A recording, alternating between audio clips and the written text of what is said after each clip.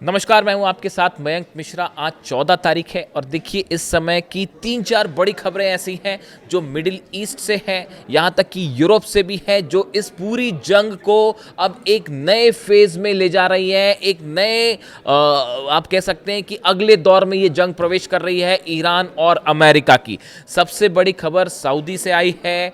Yemen में देखिए, एक तो यमन में ज़बरदस्त लड़ाई जारी है, वो सब आप जान ही रहे हैं, लेकिन एक बार फिर हूती ने सऊदी अरब पर हमले का दावा किया है और एक बार फिर निशाने पर है जिजान में अरामको की ऑयल रिफाइनरी। बताया जा रहा है यहाँ पर 3 ड्रोन से स्ट्राइक की गई। यहाँ कितना नुकसान हुआ है, कितने धमाके हुए, क्या फिर से ऑयल रिफाइनरी में आग लगी है, इसके बारे में कोई पुख्ता जानकारी नहीं आई है, क्योंकि शायद यहाँ से कवरेज न्यूज़ अलाउड ही नहीं है बाहर कवर करना।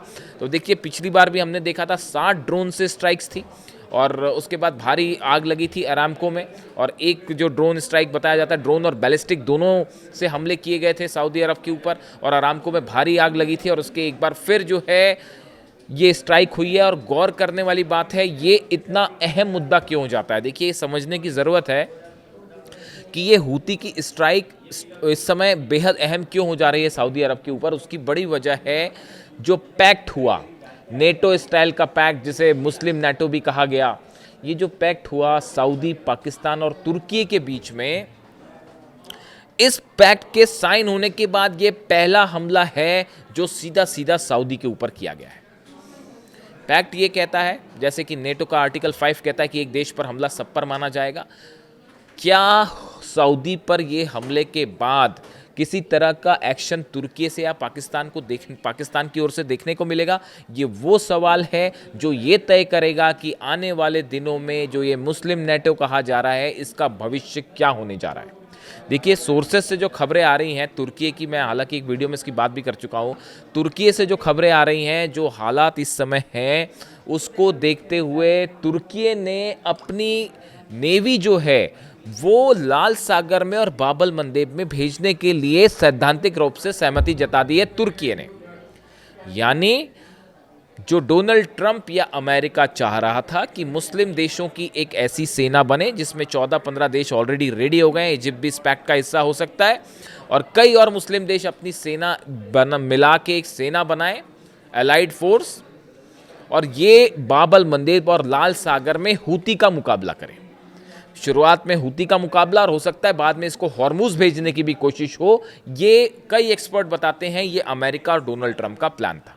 जिस तरह से सऊदी को हूती से भिड़ाया गया, मैं बार बार इस घटना का जिक्र करता हूं ताकि ये याद रहे और क्लियर रहे कि ये विवाद सऊदी और हूती का शुरू कैसे हुआ। ईरान का एक प्लेन जो सना लैंड कर रहा था, उसके ऊपर सऊदी की तरफ से मिसाइल्स फायर की गई। ये कहा गया कि साहब ये जो है प्लेन में हथियार हैं। तमाम दुनिया के एक्सपर्ट्स बताते हैं कि ये अमेरिका की सलाह पर, सेंटकॉम की सलाह पर ये अटैक हुआ था। ऐसे कई एक्सपर्ट्स का दावा है। उसके बाद सऊदी और हूती के बीच जंग वाले हालात हुए। हूती ने जो है वो रिप्लाई किया, मिसाइल्स दागी, और सऊदी में बड़ा जो है वो अरामको से में तबाही देखने को मिली। इसके अलावा पूरे पोर्ट्स बंद हैं इस समय, जहाज़ लगातार हिट हो रहे हैं सऊदी के, और बाबल मंदेब और लाल सागर बंद है। पूरा व्यापार सऊदी का रुका हुआ है तेल का। ऐसे में एक बार फिर हूती की तरफ से ये स्ट्राइक होना, क्या तुर्की, देखिए तुर्की बेसिक रूप से इस बात के लिए उसने हामी भर दी है कि हाँ, हम लाल सागर में अपनी सेना भेजने के लिए तैयार हैं। अब हालात क्या बन रहे हैं? हालात ये बन रहे हैं कि अगर किसी तरह का एक्शन सऊदी ने या तुर्की ने या ये 14 अरब देश मिलकर अगर कोई सेना बनाते हैं और ये कोई एक्शन लेते हैं हूती पे, तो सीधा सीधा ईरान की एंट्री होना तय है। क्योंकि हूती पर अगर एक ऑल आउट वॉर किया जाएगा तो ईरान हूती को बैक करने सीधा खड़ा हो जाएगा। नतीजा ये होगा कि ये 14 देशों की फोर्सेस वर्सेस ईरान होना तय है। शायद यही अमेरिका चाह रहा है या शायद यही डोनाल्ड ट्रंप चाहते थे। ऐसा तमाम एक्सपर्ट्स जो मिडिल ईस्ट के जानकार हैं वो ये राय रख रहे हैं। यानी मिडिल ईस्ट में एक बार फिर जो है फूट डालो राज करो वाली नीति दिखाई दे रही है। ये बात है लेटेस्ट, जो कि सऊदी, तुर्की और पाकिस्तान हालांकि क्या करेगा अभी इस पे कोई क्लियर कट स्थिति नहीं है। हालांकि पाकिस्तान की तरफ से कहा गया हूती को, जो हमले हुए और 3 नागरिक मारे गए, क्रू मेंबर्स मारे गए पाकिस्तान के लाल सागर में, उसके बाद पाकिस्तान की तरफ से कहा गया था कि अगर इस तरह के हमले होते हैं तो फिर पाकिस्तान जवाब देगा। यानी आप कुल मिला के देखें कि ये ईरान को घेरने की एक कोशिश दिखाई दे रही है, ये जो पैक्ट हुआ है एज ऑफ नाउ। अब देखिए इसके अलावा एक और अहम खबर है इटली से।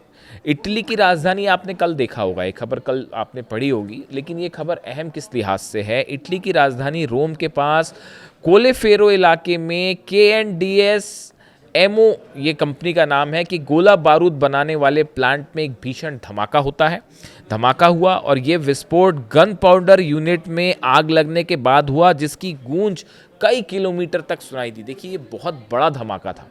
इटली में कैलोफेरो इलाके में जो गन पाउडर और बारूद हथियारों का सामान बनाती है फैक्ट्री, इस पर ये आग लगती है और उसके बाद धमाका हो जाता है। और ये इतना बड़ा धमाका था कि कई किलोमीटर तक इसकी आवाज़ और फ्लैश देखा गया, और उसकी तस्वीरें देखिए, बेहद ही हाहाकार फैलाने वाली तस्वीरें। अब सवाल ये है कि इटली की रोम की इस ऑर्डिनेंस फैक्ट्री में आखिर ब्लास्ट हुआ कैसे। बड़े सारे, देखिए ये बात मैं आज इसलिए कर रहा हूँ, धमाका तो कल ही हो गया था, आज मैं इसकी बात इसलिए कर रहा हूँ क्योंकि बड़ी सारी चीज़ें ऐसी हैं जिस पर गौर रखने की ज़रूरत है। 2 दिन पहले लीबिया में एक ऑयल रिफाइनरी पर हमला हो जाता है, ड्रोन स्ट्राइक होती है, बिल्कुल वैसी तरह की ड्रोन स्ट्राइक थी जैसे ईरान करता है या ईरान के आसपास होती है। उस लीबिया के धमाके का सीधा ईरान के वॉर से लेना देना है, मेरे को ऐसा लगता है। कई एक्सपर्ट भी ये राय जाहिर कर रहे हैं। यानी लीबिया एक नए देश की ऑयल रिफाइनरी पे, जिसका अभी तक जंग से सीधा कोई कनेक्शन नहीं है, उस पर भी हमला होता है। गौर करने वाली बात है कि अमेरिका इस ऑयल रिफाइनरी से अच्छा खासा मुनाफा कमा रहा है। कहाँ पे? लीबिया में।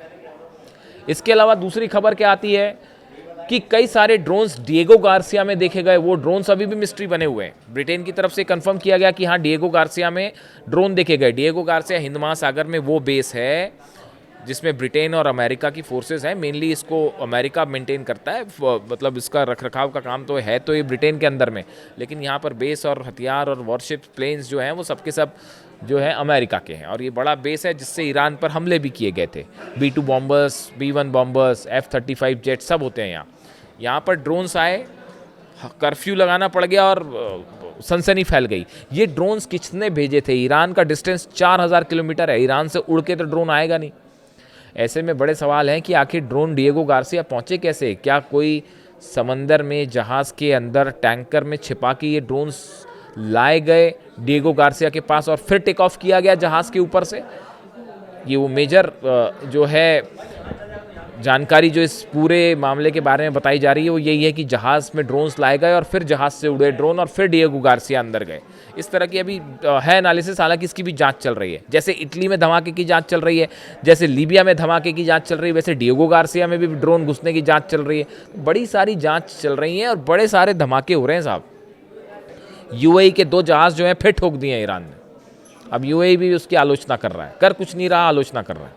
तो अब देखिए मामला ये है कुल मिला के कि पूरे मिडिल ईस्ट में आप देखिए अब वॉर एक ऐसे फेज में है जहाँ पे कोई कुछ क्लेम करता ही नहीं है। बस हमले हो जाते हैं, धमाके हो जाते हैं और फिर उसके बाद जो है कोई उसकी जिम्मेदारी लेने को तैयार नहीं है।